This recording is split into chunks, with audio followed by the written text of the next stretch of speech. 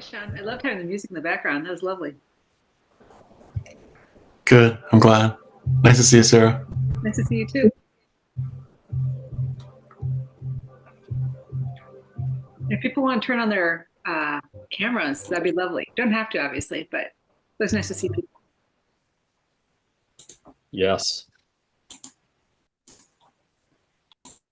indeed. And maybe we can turn off the discovering the depths of them so we can actually see people. Cool. There we go. Oh, wow. Wonderful.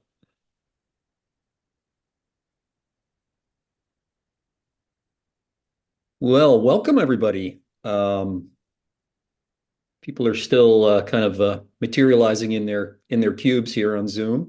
Um, it's so nice to see you all. Thanks for joining us tonight. I'm Doug Baker. I'm the current board president of the Institute for Meditation and Psychotherapy, and joined by Sean Whitty, our very able and appreciated administrative person, and who just joined the board himself. So thanks, Sean, for being the real brain behind this whole evening on brain research. You know, that without your brain, this wouldn't really be happening. So, and your organizational skills. So tonight we have with us, as you know, Sara Lazar. She is really quite the rock star in the neuro research meditation world. And she's not only a neuro researcher, but she actually meditates too. So super cool. She's actually got, you know, a foot in practice and a foot in the lab, which is, I think, makes her, you know, quite a valuable asset. And just a little about Sara. She is the director and the founder of the Lazar Lab for Meditation Research at MGH, which studies the impact of yoga and contemplative practices such as meditation on cognition and behavior using brain imaging. She's also an associate professor at Harvard Medical School and the Brain Science Initiative there, among other roles that she has, including being on the board of the Institute, IMP. So, Sara, thanks so much for being here. Great to be here. Yeah, thank you. So just a little bit about this evening and just a tiny bit of housekeeping before we'll jump right into it. IMP, as you know, is a member-driven nonprofit. And so it's really for the people, by the people, and of the people. And you're the people. We are the people. And so it's just delightful and to have you all here. And I mean this very sincerely. We're really wanting to get to know you more and have us all get to know each other more. And we want IMP to be more and more inclusive and have members participate. And so we just encourage you to be in touch with us in any way you can, and help us make this a truly kind of member-oriented, member-driven organization. And I know those are some generalities and platitudes, but we mean it. You know, we really do want you all to be participating, and this is one small way you can participate. And then if you would like to support the Institute, I just 2 days ago I was listening to a podcast with Joseph Goldstein, the Vipassana meditation teacher, who some of you may know, a kind of eminent voice in that world. And he was talking about some of the more esoteric aspects of Buddhist psychology and the Buddhist teachings, including karma. And it was very interesting. He essentially said his understanding is that the Buddha said that one of the best ways to improve your karma, in other words, your future outcomes of good things, is generosity. So speaking of generosity, as we are a nonprofit and a member-driven organization, we invite you to make a donation for tonight. Some of you already have, and thank you so much. We suggest $20 to non-IMP members and $10 for IMP members, but whatever you would care to give would be most welcome. There will be a link. Sean, where do folks find the link to make a donation? That be in the chat? Yeah. You're muted there, Sean, somehow. Yeah.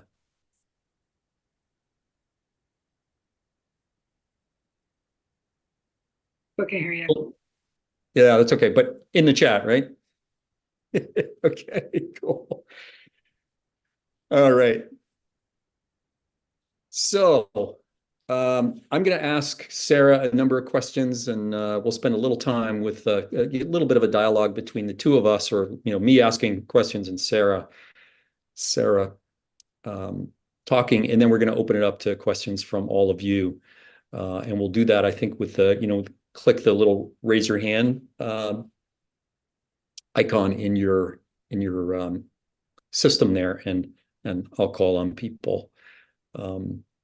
So, Sara, I've been looking for an opportunity to ask you. I've just been so curious again about the idea that you're both doing research in the lab, but you're also doing research on the cushion. And I wondered, research, so to speak, and I've wondered, how has what you've observed, your research in the lab, affected your research on the cushion, and how has the research on the cushion affected, how you may approach things in the lab? And just, could you start there, please? Yeah, no, they're very intimately interlinked for sure. Back when I first started this research 25 years ago, I was actually mostly a yoga practitioner at that point. I did very little meditation. I was just starting to put my toe into meditation. And so I was very, very interested in brain body, because that's yoga is all about brain body. I mean, it's a little bit with the mind there as well, but and so I was really interested in like autonomic control, right? Because that's what I had noticed, the relaxation, right? And so I was very curious about that. And so that's sort of where my research was back 25 years ago. But then as I got more into meditation and understanding how meditation was changing my mind, I got much more interested in that. And that's my research started going in that direction more. I'm still interested in the body though, like you're saying, because the breath is so crucial for everything, right? And so we still do a little bit of physiology, not as much, but we still do a little bit here and there.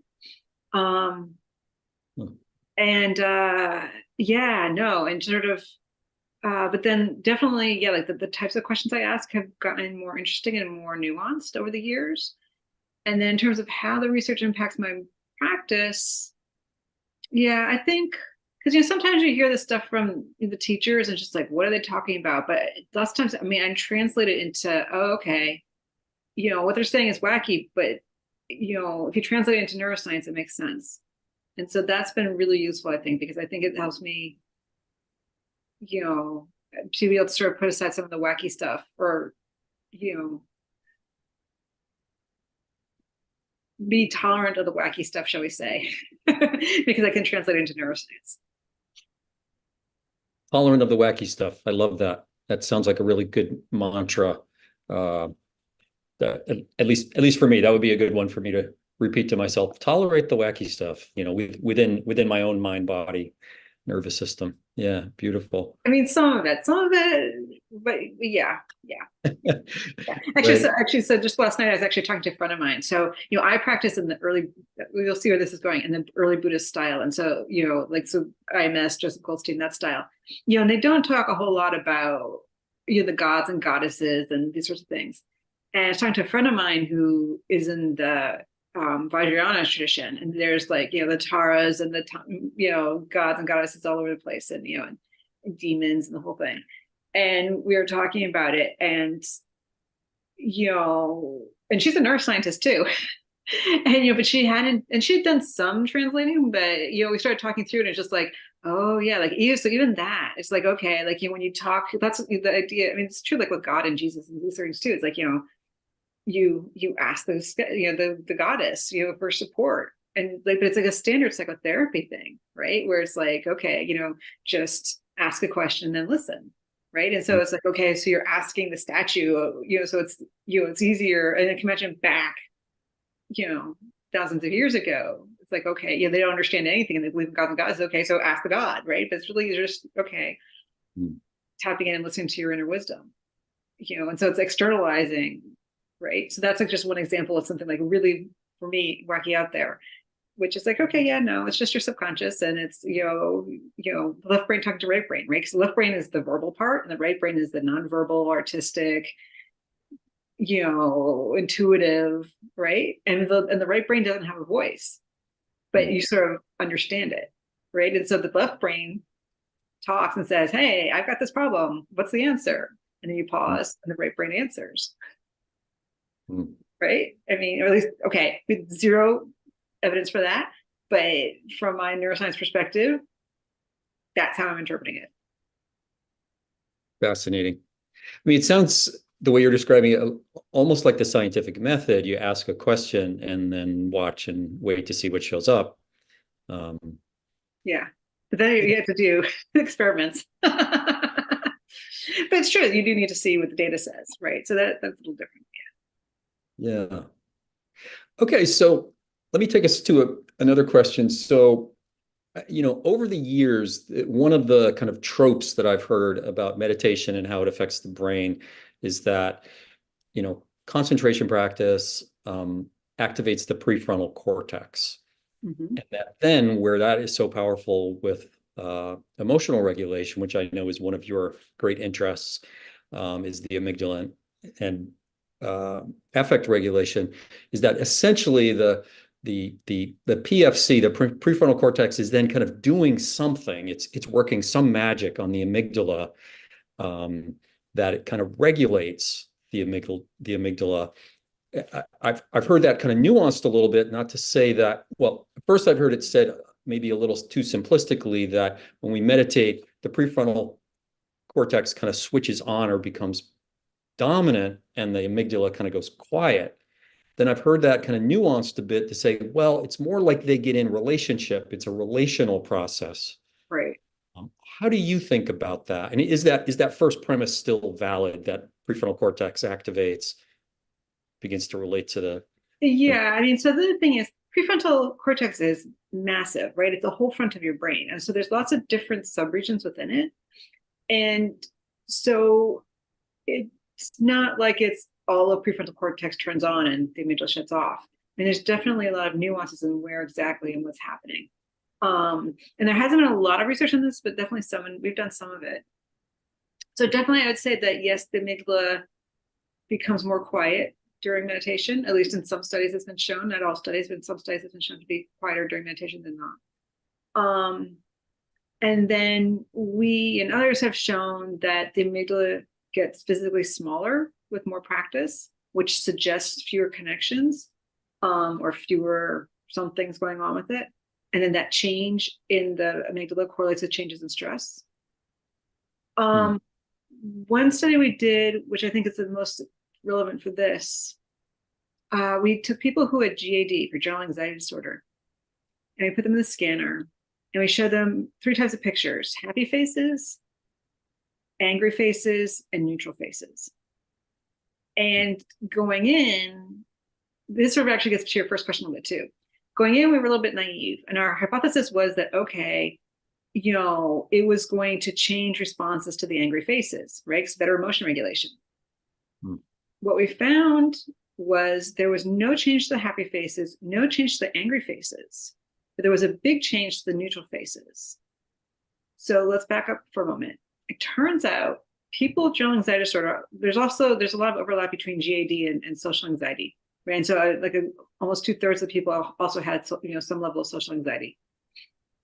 But it's even with just normal GAD, neutral faces are interpreted as negative. And so other people have demonstrated that for people with GAD and SAD, their amygdala fires to neutral faces much more than people who don't have GAD, right? And the idea is that, because if you just see a blank face, you don't know, right? So it's like, oh my God, what's going on?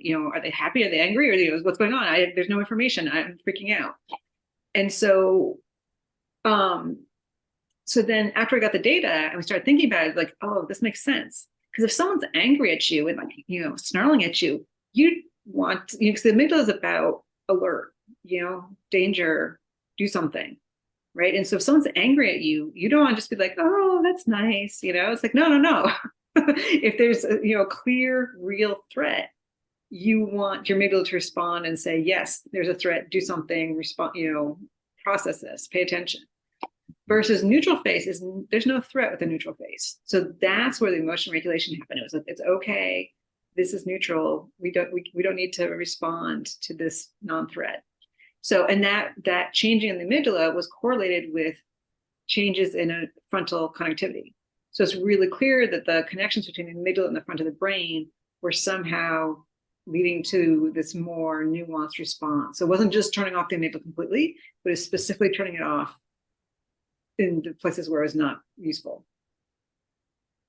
Yeah, so almost like I might say prefrontal cortex is the kind of the wise self that can support and offer compassion, but also some insight to our more reactive self. So yeah. Okay, yeah, but not the amygdala is not the enemy.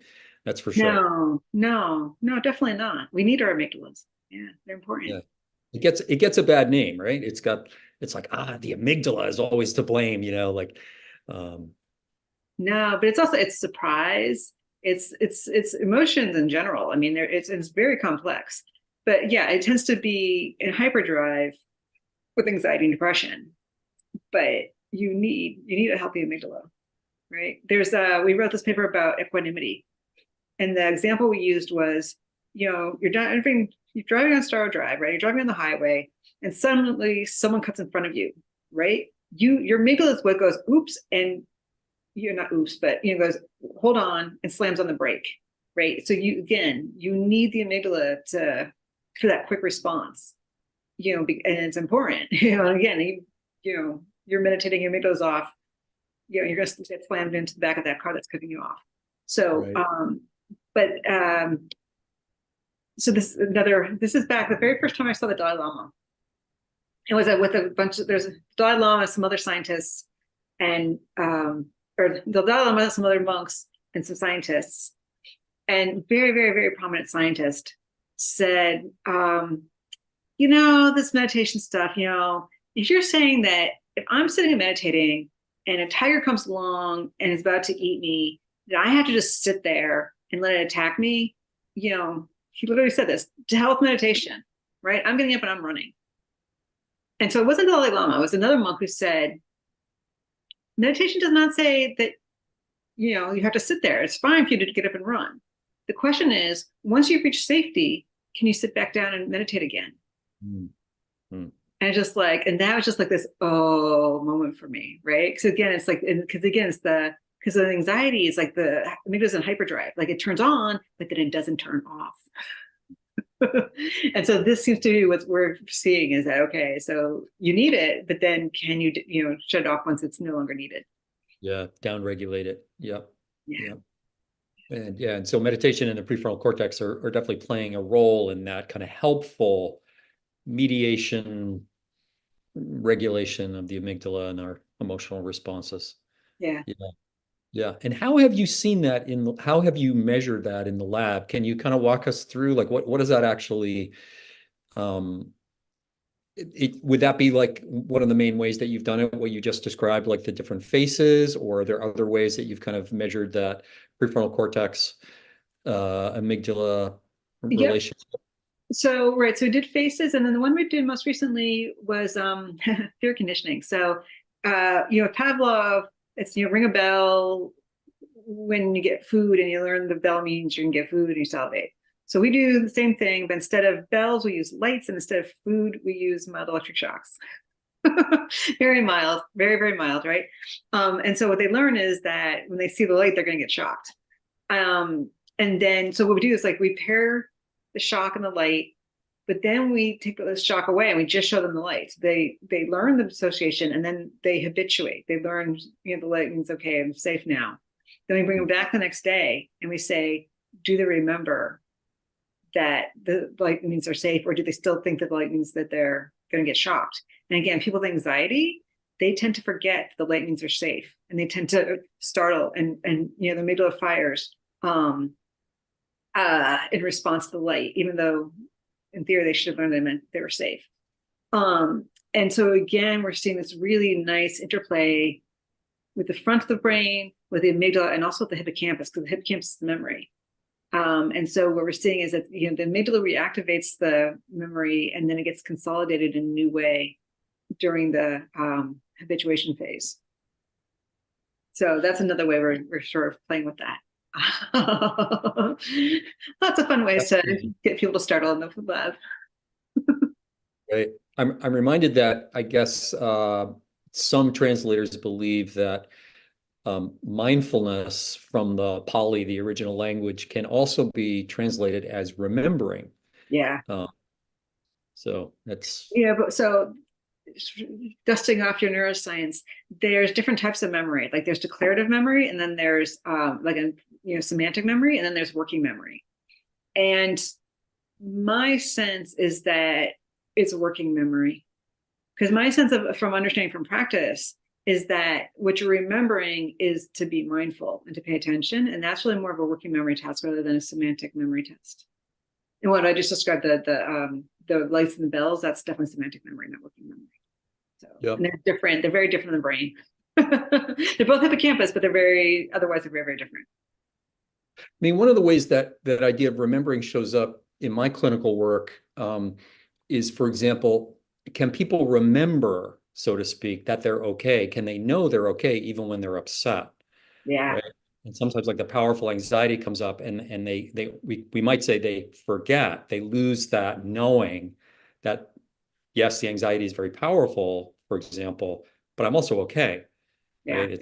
And that gets lost somewhere. So can we remember, can we be mindful to know, like, oh, I'm experiencing a powerful feeling as I'm also okay. I'm mindfully observing it. Yeah. And that's equanimity, right? That's exactly equanimity, right? And it's just, but that's hard. That's a lot of practice. That's a lot of practice. Yeah, right.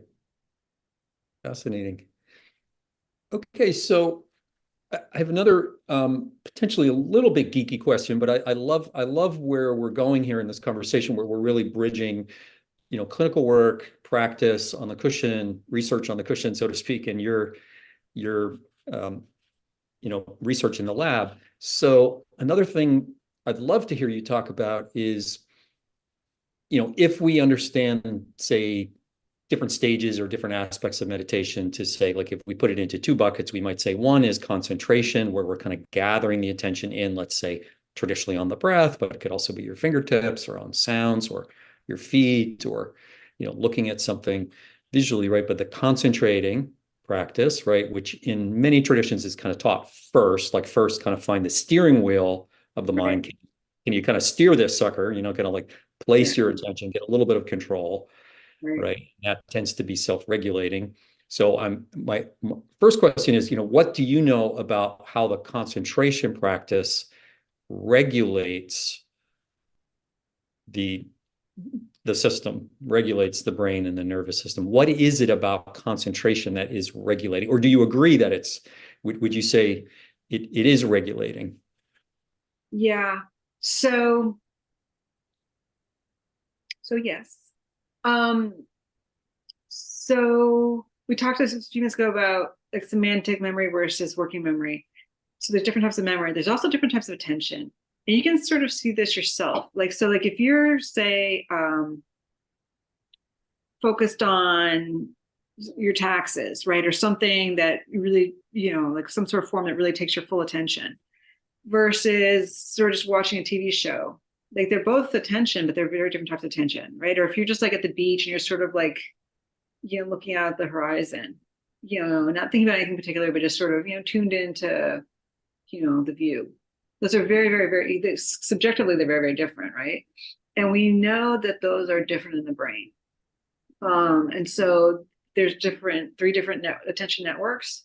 And so one of them is sort of like a sustained attention. One is more for, they call it like alerting. It's like also like, so then like, suddenly, if your kid suddenly says something, it's like, okay, that grabbed your attention. So that's an attention, and then And also like that there's a lot going on and you have to sort of pay attention. It's like, okay, just ignore all of everything else and just focus on this one thing. That's a different type of attention versus just a sort of relaxed, open attention is very different. So those are three very different systems in the brain. And there's starting to be a little bit of evidence that, that the concentration meditation, as you might mention, is like the more focused versus the open monitoring is more the, the open type of attention. Not a lot of evidence for that, but some. That's just been the last couple of years that's come out. And that was the second part of your question. Well, how is it regulating the human being then I to see. Right. concentrate the attention? So this is cool. All right. So then in addition to these attention networks, maybe you've probably heard something called the default mode network.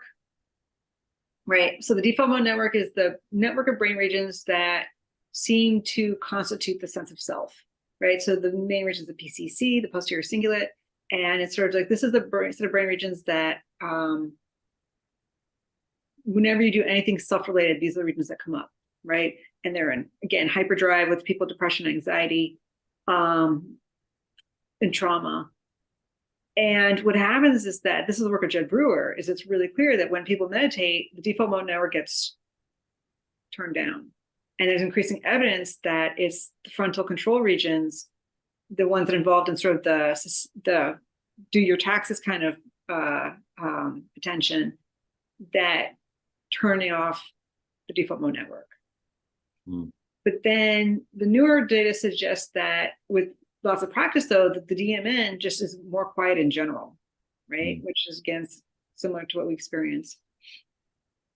And that also then switch more to the wide attention network, and that then takes over, and that you don't need the frontal so much to turn it off, and just that somehow like the wide attention one isn't strong enough to turn down the DMN initially. Like you really need that more executive-y kind of one, the focused attention to turn it off initially.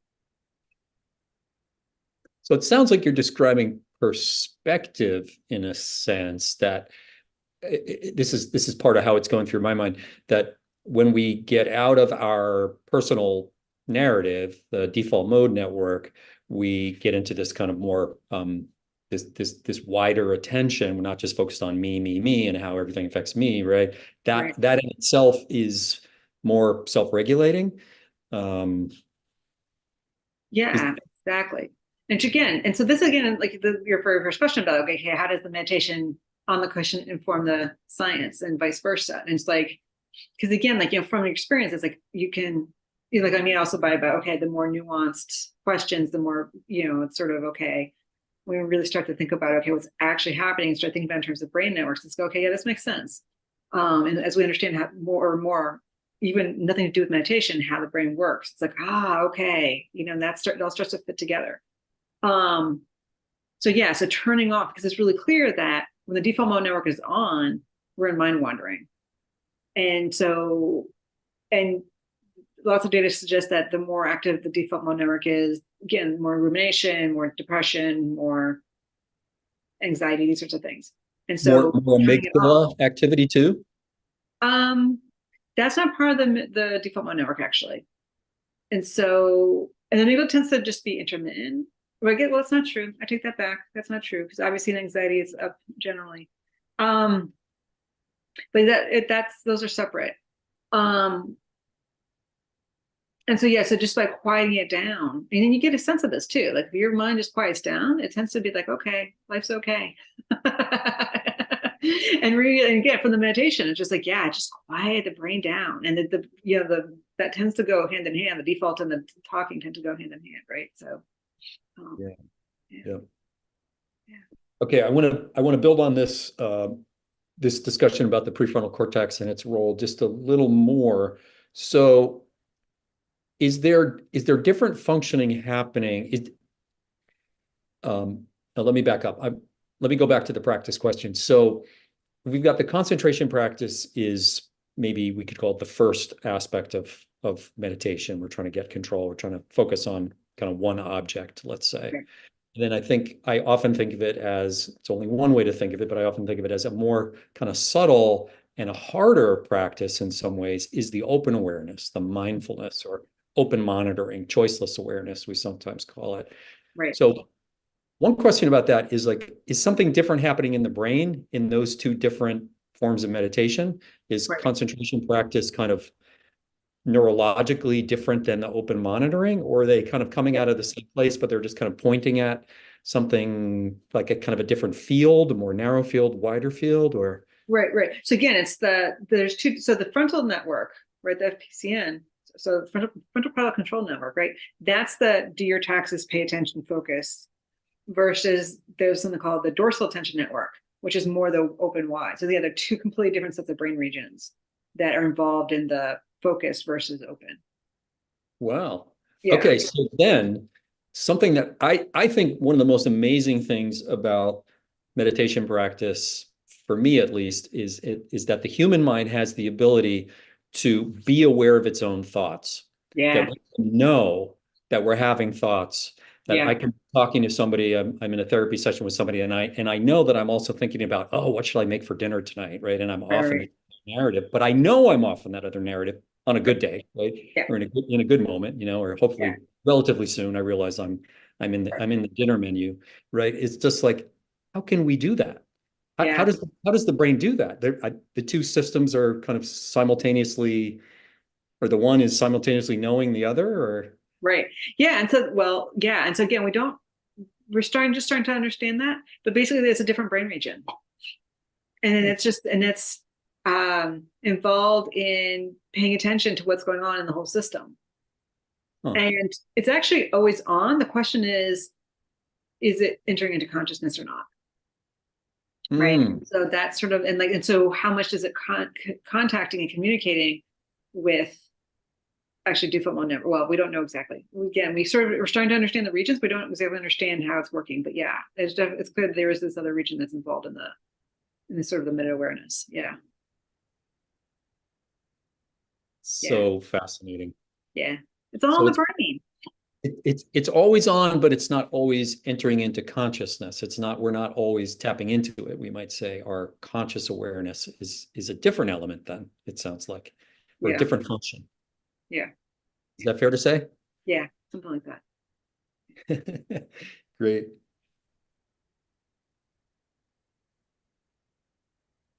Okay, bear with me. I'm just looking at other questions. So I know another thing that you're interested in kind of beyond, what we've been talking about so far, beyond mood and emotional regulation is, does meditation, mindfulness practice somehow change our sense of self? Yeah. And so can you tell us about that? Like how on earth is your research on the brain going into the sense of self? Because as far as I know, no lab has ever located the sense of self, right? That's the thing of like we look for it, we can't find it. We know there is one, but we can't find it. So how can you tell us about that? Yeah, no, definitely. So this is actually work done back in the 70s initially. And so back way up, right? So Piaget, right? Piaget says that physical development and cognitive development go through distinct stages, right? And so it's really easy to see with physical development, right? The kid's lying on its back, it cannot move, right? It's just right, and then it crawls, and then it stands, but with support, and then it walks, and then it runs, and then it's able to dance and play sports and whatever, and then you can keep going, and so professional athletes have a level of skill. It's like, so usually I have pictures of a little 2-3-year-old boy kicking a ball, like a high schooler kicking a ball into a soccer game, and then like a professional soccer player doing the wheel kick, right? And so in all three pictures, the guy's kicking the ball, right? But obviously there's so much more going on when the person's doing the wheel kick, then, or even if they're not doing wheel kick, just, professional soccer player manipulating balls, but he's so much more, there's more nuance, there's more control, but also what's going on in the mind. Because like little 3-year-old kid, they're just focused on, kick the ball, 100% of their energy is, can I kick the ball, right? And then in the high school level, they have some sense of like strategy and, who's where on the field and whatnot. But then again, there's extra layers of complexity for the professional football soccer player, right? In terms of like, extra layers of strategy and, knowing opponents' strengths and weaknesses and, just their ability to control the ball in all sorts of interesting ways. And, likelihood of getting this shot versus that shot, and, this whole thing, right? There's much more going on, both physically and cognitively. And we can show that there's stages in the brain related to this, right? Same with math, right? Addition, multiplication, geometry, trigonometry, the whole thing. And I'm getting anxious as you say it. Was that? I'm getting anxious as you say those words, but never mind. Yeah, I know. So for me, it's like, oh, that's like so obvious, right? But so what we see in each level is that every level becomes more complex and more abstract, right? So when you think about addition and subtraction, okay, pretty simple. Multiplication, what's multiplication? Multiplication is actually just addition, but three-dimensional, right? So it's a little more complex, but also a little more abstract. And then you get into geometry and start getting really abstract, right? And then you get to calculus, and it's just like, okay, like you can't, with math, you can count on your fingers, right? Or use, beads or something to count, right? And you can kind of sort of do that with multiplication, but then once you start getting to geometry and, forget it, like you can't represent it physically anymore. Often, sometimes, but often not. So it gets more abstract. But really interestingly, though, every layer contains everything below it, right? So even the professional soccer player is still just kicking the ball. I mean, at the end of the day, he's kicking the ball just like the little 3-year-old kid, right? And when you look at like the really advanced math, you still see a plus b divided by x times a million, whatever. Right. And so there may be all sorts of things, but you still have the a plus b there, right? So you're still doing addition and subtraction, even with the most advanced math. Right. So now back in the 60s and 70s, a whole bunch of psychologists were like, well, it's not just cognition and not just physical, that social emotional development also goes through these stages. And this woman named Jane Levenger said that the ego itself goes through stages. And so like if you ask a little kid, who are you? They're going to say, this body, me, right? And they'll be like, it's my name, right? Because it goes from very concrete, very, and simple, my body is me, my name is me. And then like, oh, I like trucks, right? Or, something like that, right? Or, oh, and then it's okay, maybe my family, and what I like and dislike, right? Or my clothes, right? And then it gets into perhaps their relationships, right? Which is a little bit more abstract. And then their roles. Well, I'm on the soccer team. I'm, a math major. I'm a psychology major, right? And then it gets more and more complex at every layer of, well, so now it's like, okay, like I'm a white person, I'm cis, I'm trans, whatever. I'm American, I'm, a mother, psychiatrist or psychologist, whatever. So, all these different roles and identities, right? It's not, but you're still this body, and I'm still Sara, right? So those don't go away. But my sense of who I am has gotten more and more complex and more nuanced and more abstract. So, so what's interesting is that this is also related to Robert Kegan's constructivist development, for those of you who know that, where he says at each level, and there's a lot of overlap between the levels, his levels and the Levenger levels, is that at each level is about meaning making and perspective taking. And so what's the subject of your experience at one level becomes the object of your level at the next, object of your experience at the next level.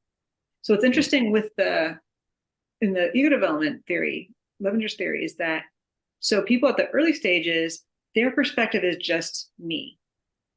And it's not autism, it's almost autism though, right? It's like, so like I can understand why other people are doing things, but most of the time I just don't think about it. Right. And so if you watch reality TV, it's now they refer to it as maturity development instead of ego development. And you can see it's like very immature people where it's like my way or the highway, I'm right, you're wrong.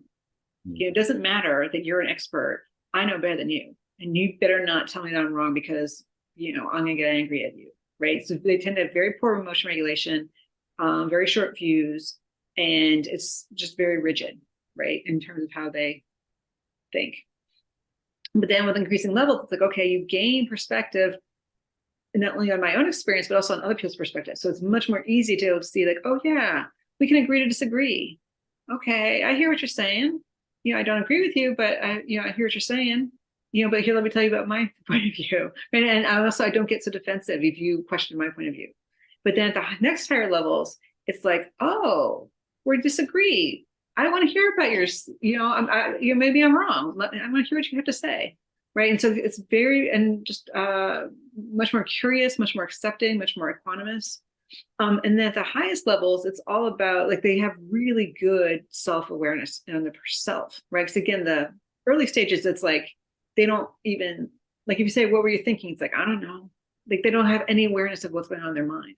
Versus the highest levels, it's like, they really understand. It's like, okay, that was just a thought, right? And okay, they really understand their mind in a really interesting and nuanced way. Sorry, this is long, but you asked me. So anyways, and so Levenger mapped out these stages, and she has a tool for staging people and has a really beautiful description of the people at different stages. And we did a study because the description of the people at the highest stages is very similar to the description of people who are enlightened, right? So very equanimous, very compassionate, very aware of constructed nature of reality, right? And so we showed that people who practice yoga and meditation score higher than people that don't. And that was really interesting, is that people who practice meditation scored higher than people who practice yoga. And we think it's because with a meditation, you're really going inside. So in yoga, you kind of sort of go inside. With meditation, you really go inside, and you're really looking at your stuff in a way that you really don't usually with yoga. So, and it could also be the way around. It could just be that people who practice meditation are more likely to look inside. And so versus people in yoga maybe don't look inside as much. I don't know. It's hard to say, right? So, but anyways, that's, and then we showed, and it's related to the default mode network and some other, and regions related to perspective taking and meaning making. So which is really cool because it's related to the theory. So yeah, so that's what we're doing right now. And so it's the sense of self in terms of, so maybe not the sense of self, but sort of like what aspects of myself I've got online is maybe the way to think about it, and how I use that information, right? And how my sense of self influences how I interact with the world. So sorry, that was a really long answer, but like I said, I think it's the coolest thing since sliced bread. Fascinating. Thank you.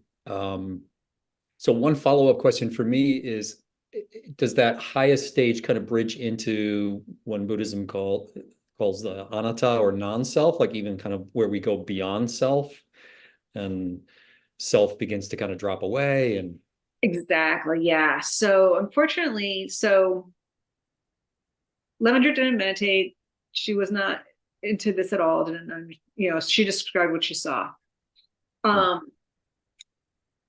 Some people who now are researching it and really moving it forward meditate, and they have much better knowledge about this. So the tool that's used to stage people is limited, it's language-based. And so definitely, yes, it's definitely going in that direction, but definitely the highest stage is not, it's really clear that you can go beyond those stages that we can measure. And that, but just we don't have the tool yet to really get to those later stages. But there's inklings of what those stages would be like. And do you mean we don't know, you don't have the tools yet to know what's happening in the brain in those stages? Is that what you mean? Or even to define them. Right. Yeah. And so it's sort of or in the brain at this point either, right? Because we just did one little study, and it was a relatively, like, we didn't have people at the highest stages of the scale even, right? It was so just people who practice meditation that we got off the street in yoga, so it's a relatively narrow range, and so we definitely saw differences between these different stages, and so we have a sense of what's going on with these stages, and so I have some ideas about what might happen to later stages, but again, it was very limited what we could see because it's a small sample, so we can only see sort of the big changes. And so I suspect there's some other smaller changes also happening, but we couldn't, we were limited in what we could do. But the tool to actually say your stage, 1, your stage 2, your stage 3, that only goes to stage 6. And it's hypothesized that actually feeling good up to about stage 9. So yeah. Yeah, that's where I want to hang out, around stage 9.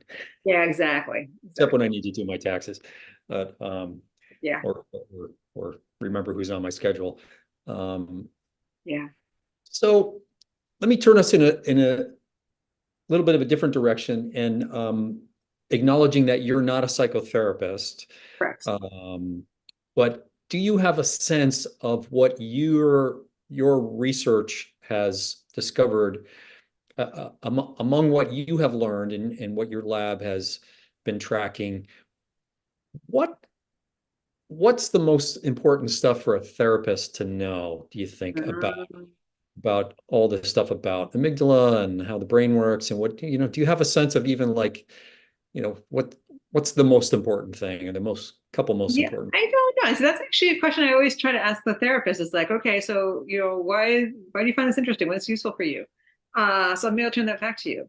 Like, so how do you use neuroscience with your patients?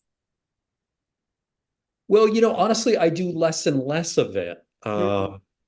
Because of that question, I'm not sure really how relevant it is. I mean, over the years, I've certainly done that sort of trope about, when you practice mindfulness, it's going to kind of turn on activate, come to prominence your prefrontal cortex. That's the kind of self-regulating part of you. That's your executive functioning. That's the part of you that kind of knows, like, I want to eat that cookie, but I better not, right? And that is the part of you that can kind of work with your powerful emotions and you're okay, and I often do this little gesture, like that's this part. But honestly, I'm not sure how helpful that is for me to kind of anatomatize it for folks, Yeah. It's So kind that of, really, yeah. So maybe give me a answer then. So for me, I find just that first part really useful, right? Because I mean, and less so now, but 25 years ago when I first started doing this research, a lot of people thought meditation was hooey, right? And it was all, you're just sitting there. And so, in meditation, talk about there's the 5 hindrances, and the most important, or not, the most powerful hindrance is doubt, right? Because with the other hindrances, if you're sleepy or restless, you're still there. You can still meditate, you can still pay attention, kind of, sort of, at least. But doubt, you're not even on the cushion, right? You're not practicing. It stops you from even practicing, right? And from even taking things in. And I feel like the neuroscience addresses the doubt, right? And I've heard this from a lot of meditation teachers and from therapists too, that, they'll get people like, why should I meditate? And then it's, oh, I'll change my brain. Okay.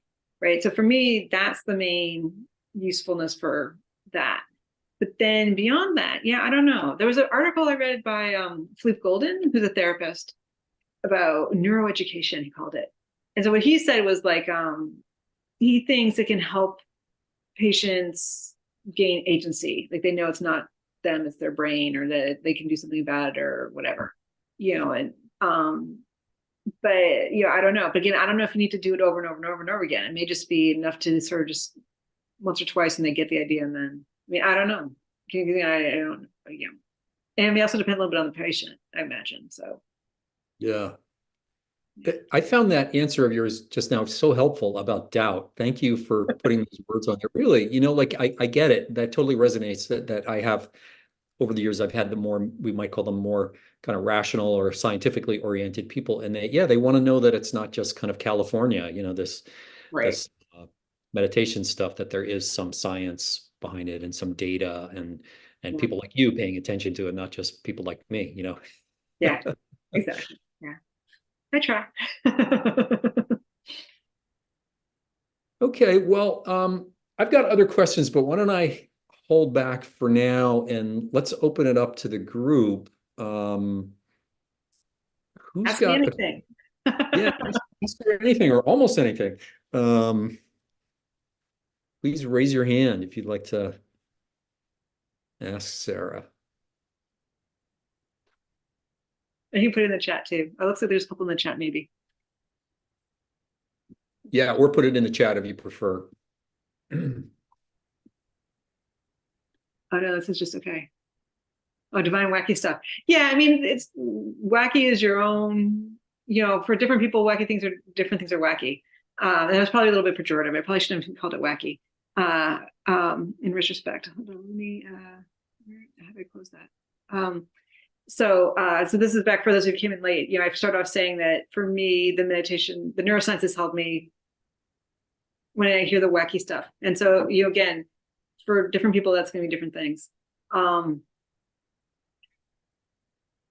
Yeah. Yeah.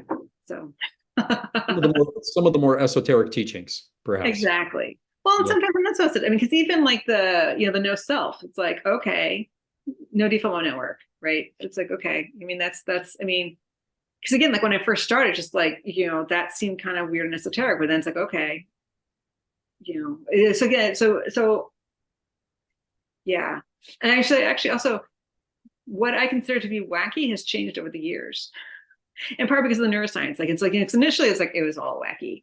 And then it's like, okay, well, this tiny little bit, this is good, and the rest is all wacky. And then slowly, like as I've experienced it and understood it, both neuroscientifically and also experientially, it's like, oh, okay. Now that I understand it, it doesn't seem so wacky. Right. And so it's sort of, you know, um, so yeah.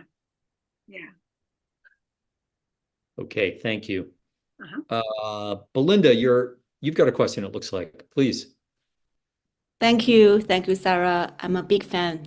So, you mentioned concentration, meditation, and also the open monitoring. Mm-hmm. So, as a practitioner and also from the neuroscience point of view, what's your suggestion for the beginners? I know there's some research about the difference between two meditations. So if someone, I mean, the beginner, they hope to see the results quickly. So which one do you suggest? I think it's different people need different things. Typically teachers start with the more focused one because for a lot of people that's easier, right? And it's also sort of a more active, especially here in the West, it's like, okay, you can tell me to pay attention, I'm gonna pay attention. But I think often what happens though is that, especially this is for me, it's like you tell me to pay attention to my nose and my breathing, the sensation in my nose, I'm gonna be like, I over efforted. So finding that balance between focused but not too focused. So yeah, and so people can do the open one, right? So I've just learned, I've been practicing actually a little bit in the Dzogchen style.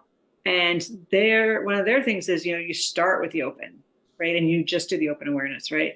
And so it is possible to start that way. So again, I think a little bit depends on, it's sort of like what's better, running or swimming, personal preference. So both okay. Yeah, Anyone definitely. you want to do. Yeah. I think, and also like, compassion practices. I mean, there's a million different types of practices. And so I think a lot of it is just, what works for you. Thank you. Yeah. Nancy. Hi, Nancy. Hey, Sarah, always nice to see you. So I got two questions, please. Uh-huh. One is, it's always good to see you, and that's one reason I came. The other is, this was titled New Developments or What's New in Neuroscience or something like that. So I wanted to ask, what's new, or maybe put differently. So I said I have two questions. What are you most drawn to in uncharted territory? And that may be this stage 9 stuff.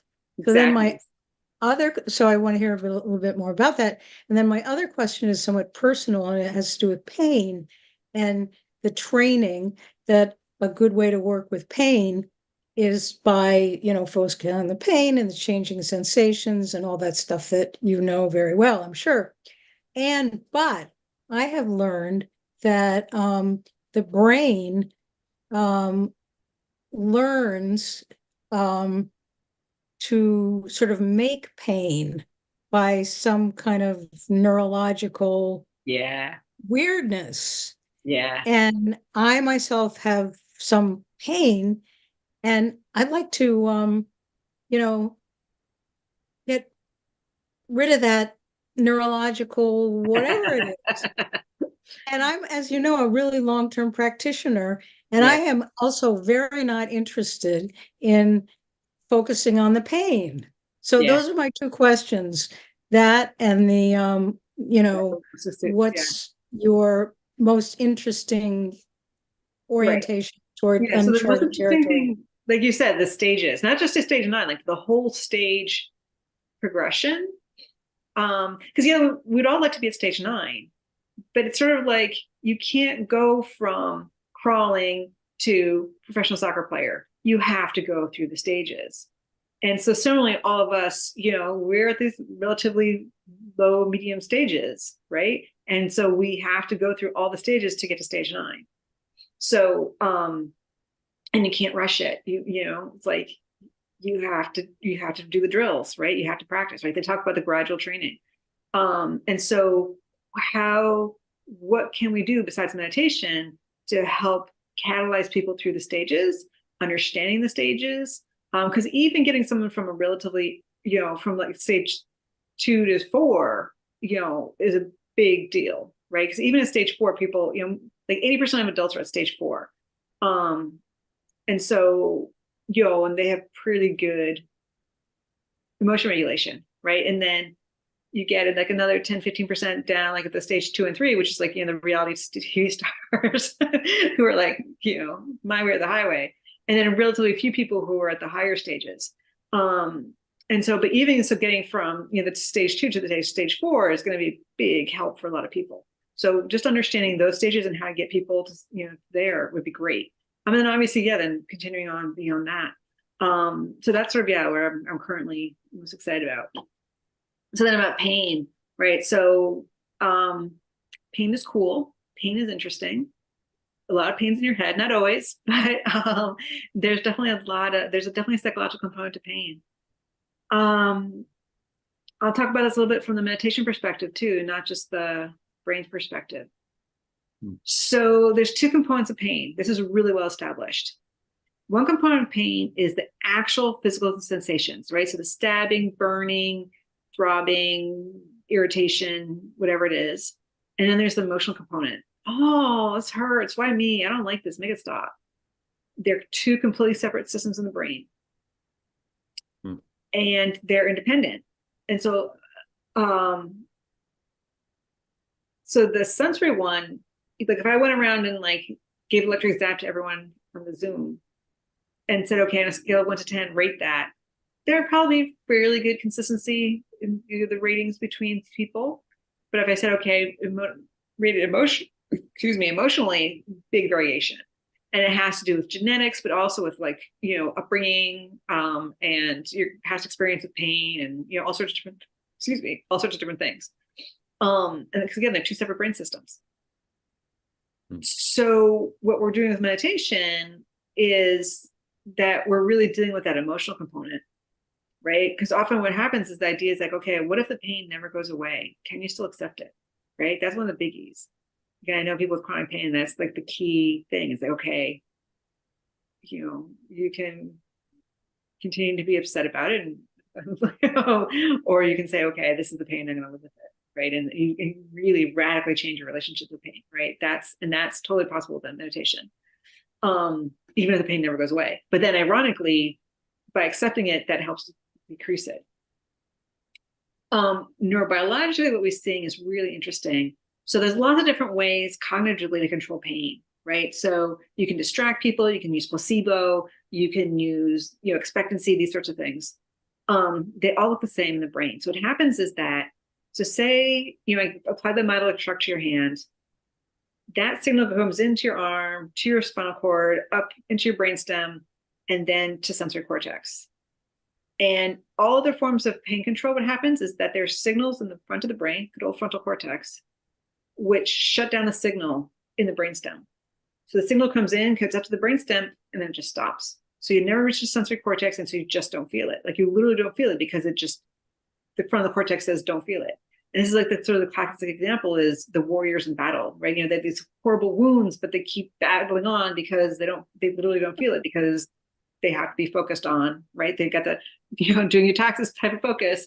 And so it's like, turn off all sensory, just focus on, no distractions. I got to go, kill the enemy, right? So everything is turned off.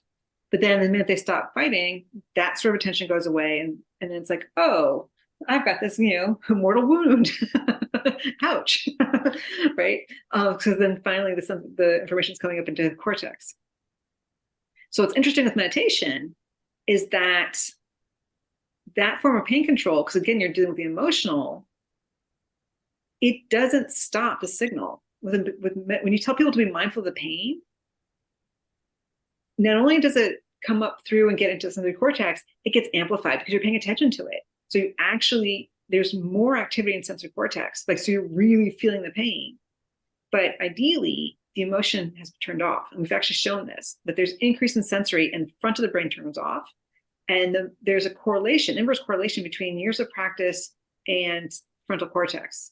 So the more years of practice you have, the more frontal cortex gets turned off, and the more you get this signal coming through. So, so again, it's this, the equanimity and the distancing of the experience and your emotional reaction to it. So I don't know if that answered your question, but that's what I got. Thank you. Yep. You got something. I appreciate it. And it's good Sure. to see you. Nice to see you too. I was thinking, Sara, as you were talking about the stages and how people have to get up the ladder of the stages before they can go up into those kind of higher stages. That old saying, I forget by who, maybe by many people, something like you have to have a self before you can transcend yourself. Exactly. Yes. Yeah. Yeah. It's not is that Dan Brown? That may have been Dan Brown. Maybe not. I'm thinking of But- someone else, but Yeah, no. Jack Engler. Thank you. Yes. Jack Engler. Yeah. Yeah. There we go. And Yep. so that's the thing. And so the idea is, this is the key with between stage 4 to stage 5 on the charts, on the stages, is that's where you start really looking inside of yourself and the sense of self starts to deconstruct. So yeah, and so that's the thing. And so you're building your sense of self, but then at a certain point, yeah, it does. And so it's sort of, yeah, it's consistent with that. Yeah. And Ram Dass, yeah. Right. Someone also put in the chat kind of a question about these stages that you're referring to. Is there somewhere people can go to look at these? They're asking, what are the stages and where do they come from? Yeah. Yeah. So Jane Levenger is the woman who originally wrote about them. And then Suzanne Cook-Reuter has done a lot of the work more recently. There's a resource page I can give you a couple of articles that were written. It's really interesting. So it's really fallen out of favor in psychology and neuroscience, but the corporate world and like corporate coaching has really, that's where it's flourishing right now. And so they've done a lot of work in corporate settings. And so there's a really nice article in corporate contexts. And they're talking about it because it's like, because people at the early stages, they tend to be egocentric. Think Elon Musk. Right. So egocentric, very dynamic, very big personalities, very poor emotion regulation. And they tend to, go places based on their ego. And so they get into these high level positions, but then they're horrible managers because again, they're always thinking about themselves and they have zero, and he even talks about the fact that he's autistic, right? He's on the spectrum anyways, right? And so versus people who are the later stages make much better managers. So again, so they've done a lot in the coaching world to help people move through the stages so they can, these people with a lot of potential and talent can move into management and not, destroy the company. So yes, I can send you an article, Dworkin, Dworkin, I think is the guy who wrote a lot of that stuff.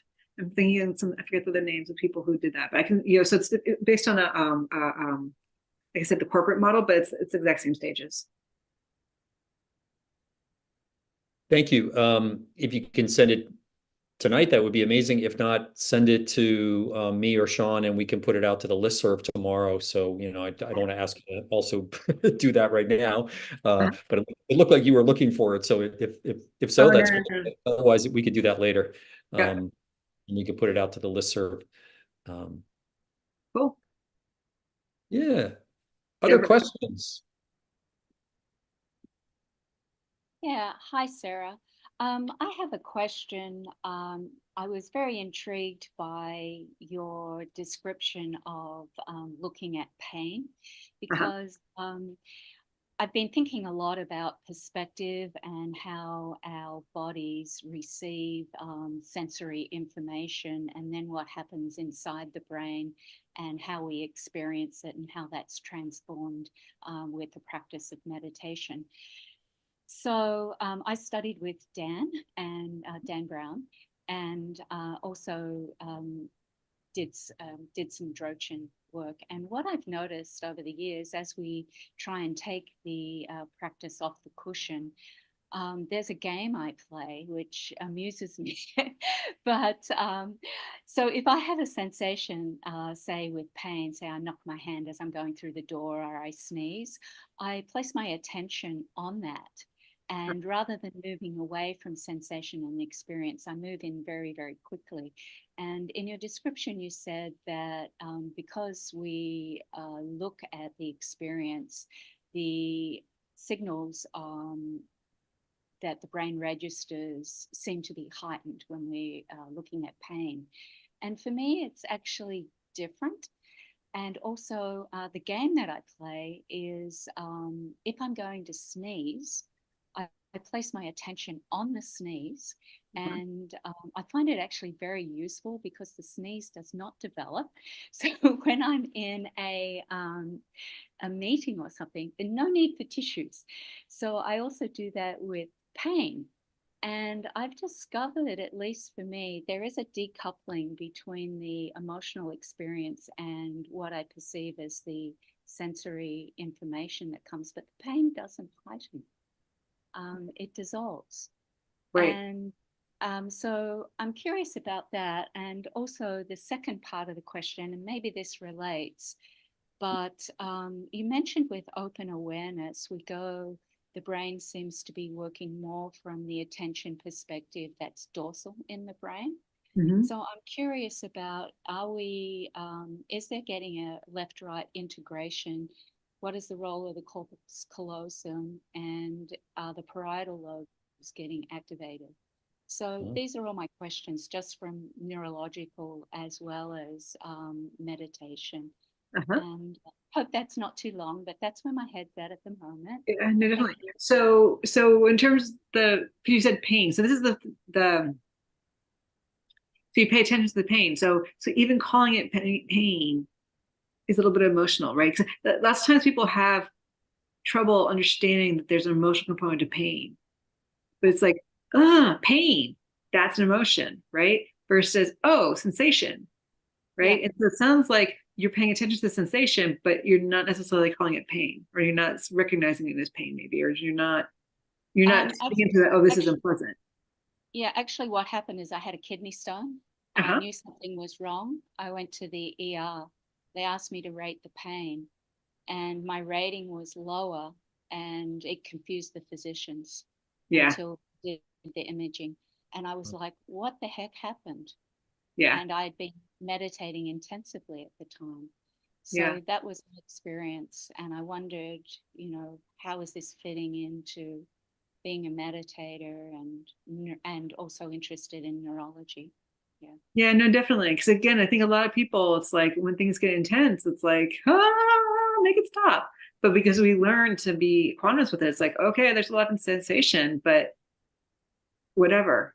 So we have a much higher tolerance. And that was another thing that came out, not our study, but some other people shown that people who meditate have much higher toleration for pain, and they rate the same amount of pain lower. Because again, it's just like, okay, there's sensation, but whatever. Right. But again, like what, and so that again, because that's what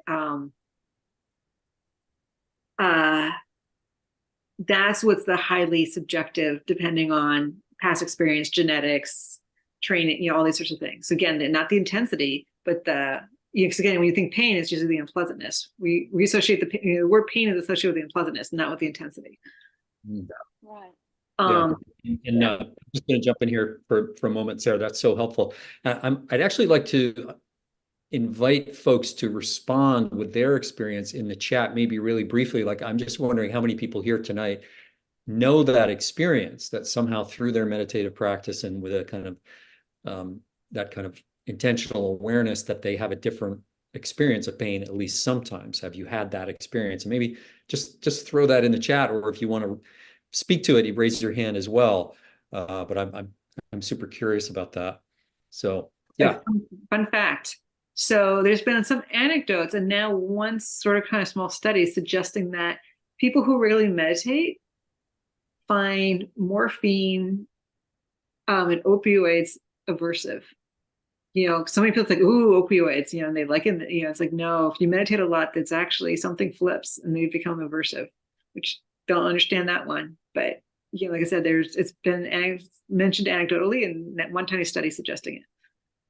So, all right. So then the second question you asked was, what's the second question you asked?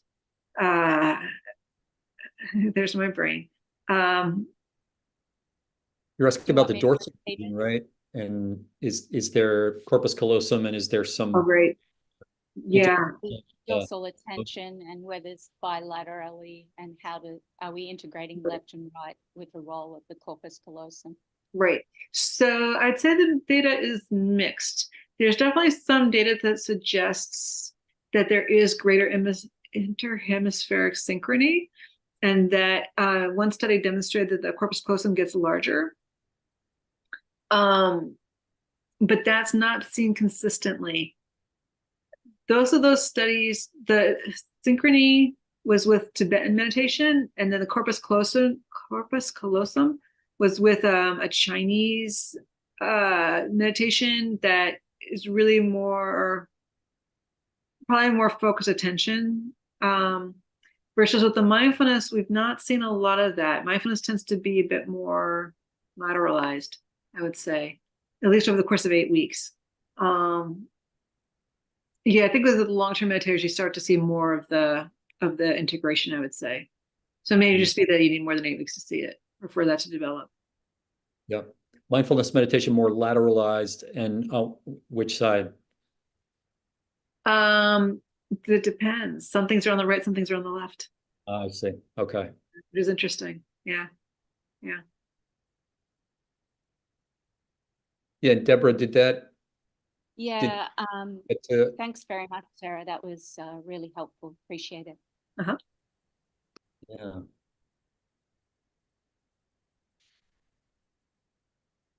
Other folks, who's got a question? Either raise your hand or in the chat.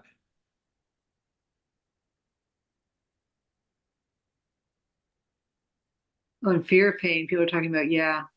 Yeah, so the thing I talked about, the fear conditioning, that's really fear of pain is what we're talking about, and threat. Yeah.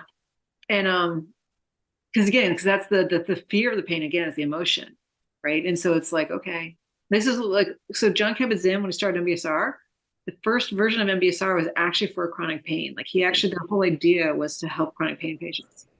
And the whole idea was, okay, can you see that those are just thoughts?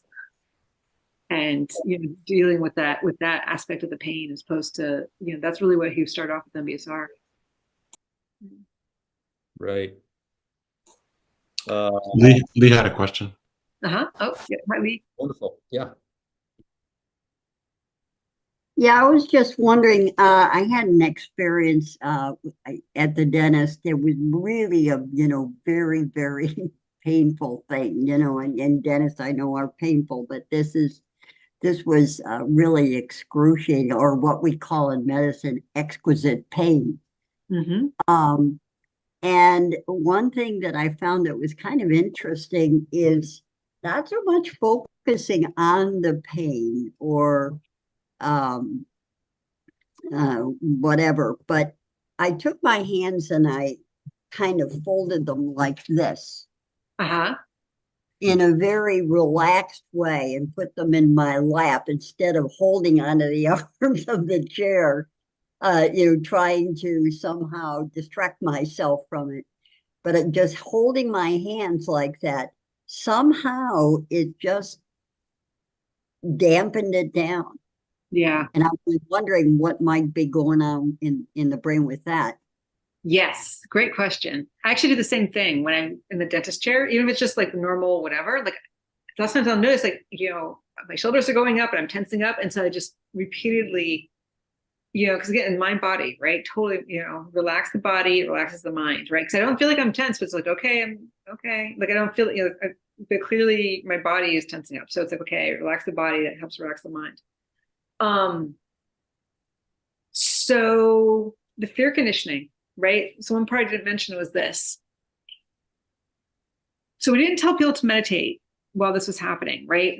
And the controls, they had gone through an exercise-based stress reduction. So they see the light that gets zapped, then they see the light and they're not getting zapped. What was really cool is that during that second phase, they're not getting zapped, they're seeing the lights. What was different between the meditation group and the exercise group was sensory cortex of the hand.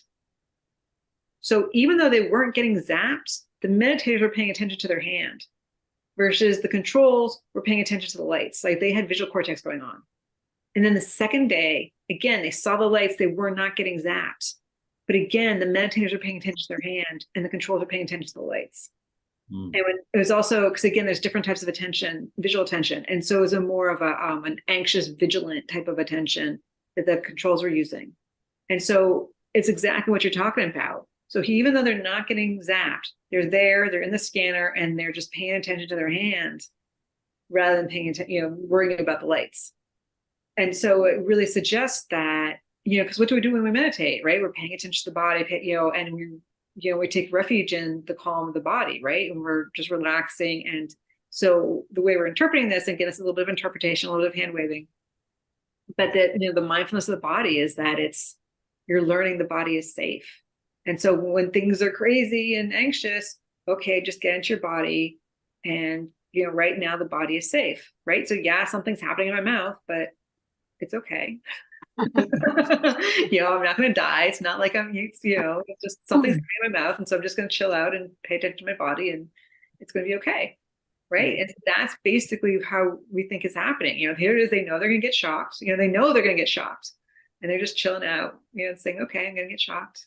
Sort of like, something's going to come out, right? Or there's going to be a procedure or whatever. And just they're able to chill and be okay with it, even though it's happening. Right. So that's what the data suggests anyways. Thank you, Sara. Yeah, great question.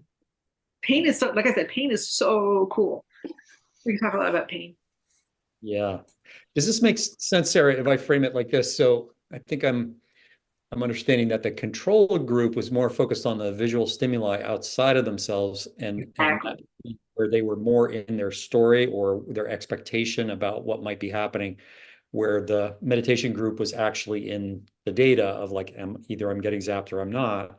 Yeah. Right. And it's like in our story about what might happen or what we expect to happen, that's where we suffer more. That's where we're more reactive. That's one way we might do it. Exactly. Yeah. And the controls, because again, we didn't tell them to do anything, but they were doing the turn it off at the brainstem, don't let it come in. Okay. Yeah. And so even though we didn't tell them to, because like they knew, because they remember, because they did it at the baseline and then they come back a week later and they know they're going to get shocked. They shut it off. They're just like, yeah. And so they had a little bit of reaction, but not as much as they should have. And so, yeah. And so it's open, equanimous, accepting, being okay with it. It's just sensation, all of it. So, yeah. So Sara, there were some. Oh, go ahead, Sean. There were some questions earlier, Sara, about equanimity. Yeah. If you could talk more about it, how does equanimity show up in the brain? Yeah. So I would say, right. So for those who don't know who equanimity is, equipoise, right? It's so it's one of the Brahma Viharas, right? So we'll get a little bit into Buddhist psychology here. So the Buddha talked about there's these 4 beautiful, immeasurable qualities. So one is metta, kindness. One is compassion. One is joy for other people's joy, or happiness for other people's joy. And then the fourth one is equanimity. And the idea is that these are, there's no limit to how much of them you can have. And they're also the Brahma Viharas. So this idea is that the Brahma, like the gods, the people who are fully enlightened, that's all they got, those 4. So if nothing is going on, they're just in this happy, relaxed, friendly place. And then if they encounter someone's, suffering, they have compassion. If they encounter someone who's, having joy, they have joy for their joy.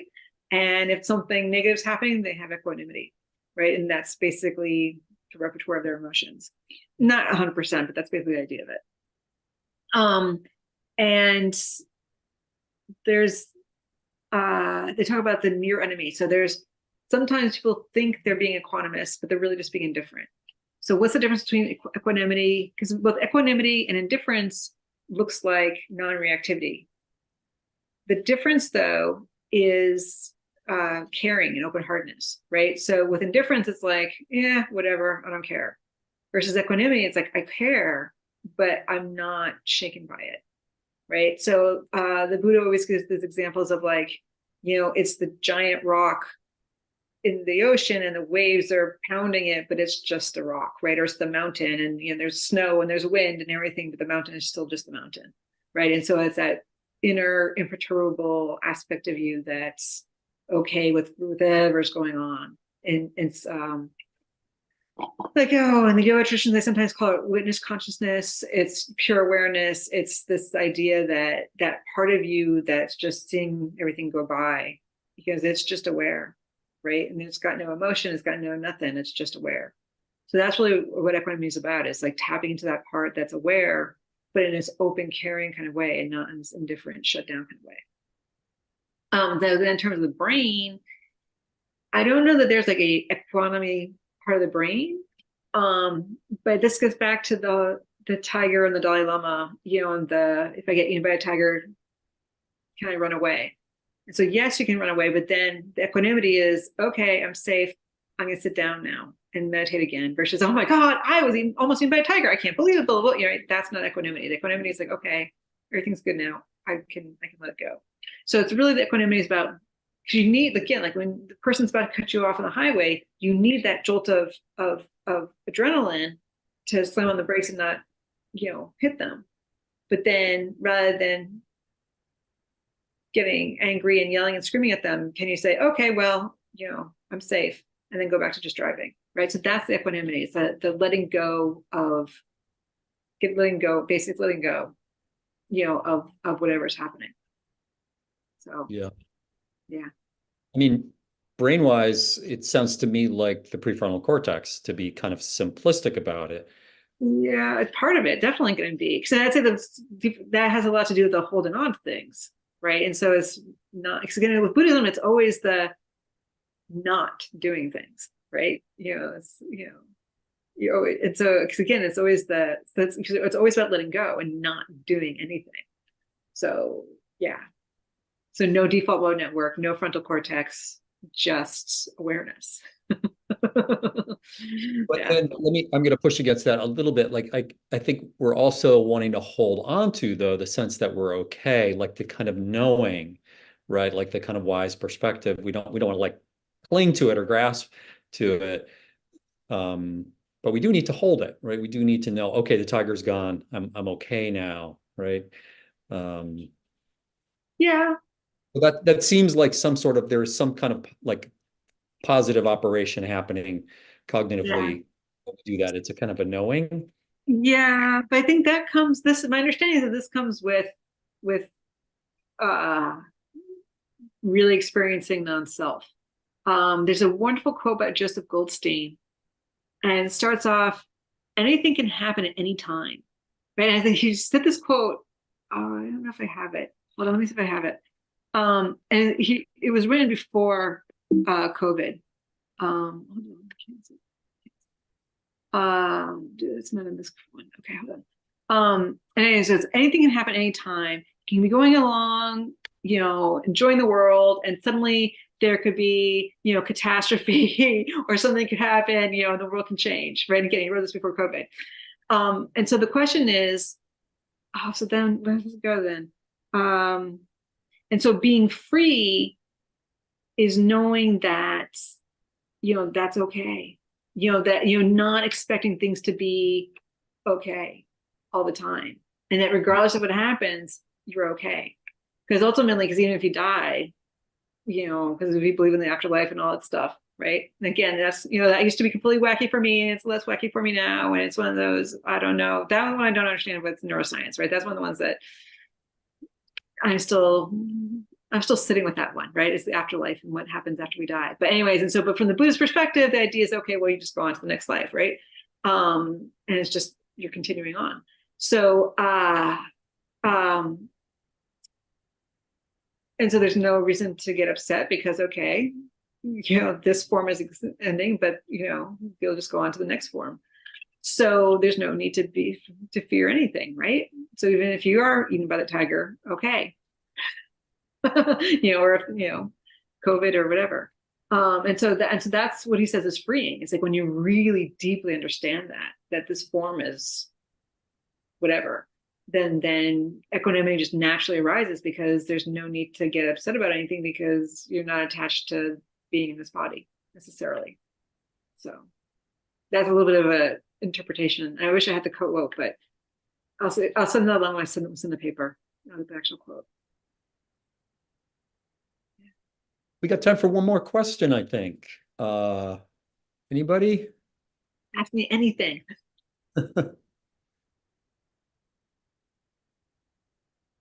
Anybody else? Rachel. Hi, everybody. Good to see you, Sarah. You were in the 2010 M&P when I took it way back, 2010. Good to see you again. Doug, maybe you can help me with this question. The Willoughby Britain, was it? Huh? Doug, that article that you had us read. I wasn't in the group that that you talked about that, but I'm still trying to make sense of how, when we meditate, it engages the prefrontal cortex, things calm down, get out of the amygdala or work in conjunction. But how about Willoughby's work where she said it actually wakes you up more and is stimulating mindfulness meditation? So I'm just wondering a little bit about that. Yeah, so short answer is hard to say for sure. One of the very first studies I did was actually with people who do mantra meditation, and actually their amygdala goes up during mantra meditation. Because again, amygdala is also arousal, right? And they were doing so there's that. Also, because again, so the amygdala, there's 39 subnuclei within the amygdala. So when you say amygdala, it's actually, there's a lot of nuance and complexity there. Also, we talked about at the very beginning how the front of the brain, like there's a lot of different parts of the front of the brain. And different parts are talking to these 39 different nuclei differently. And there's lots of different complex relationships. So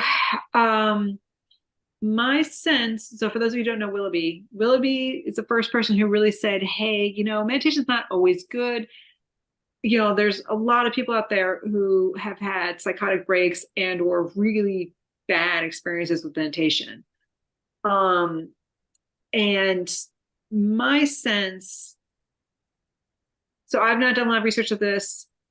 The few people I know who have really had really bad experiences, my understanding is lots of times what they do is they are not working with a teacher lots of times.